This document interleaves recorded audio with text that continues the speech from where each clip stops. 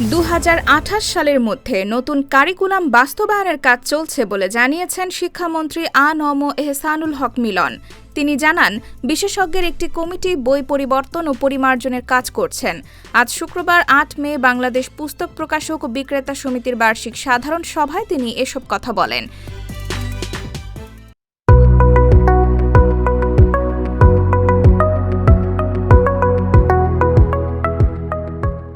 শিক্ষামন্ত্রী বলেন, আনন্দময় শিক্ষা নিশ্চিত করতে হলে বইয়ের কাগজের মান ও প্রিন্টিং উন্নত হতে হবে।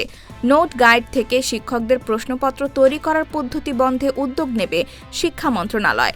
এখন শিক্ষকদের ট্যাব দেওয়া হচ্ছে, ধীরে ধীরে শিক্ষার্থীদের হাতে ট্যাব দেওয়া হবে বলেও জানান তিনি।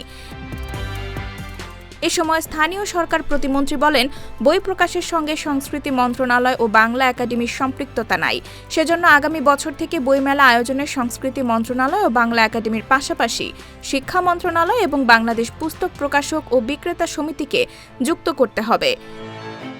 তিনি জানান, উপজেলা পর্যায়ে বইমেলা আর্থিক সহযোগিতা করবে স্থানীয় সরকার মন্ত্রণালয়।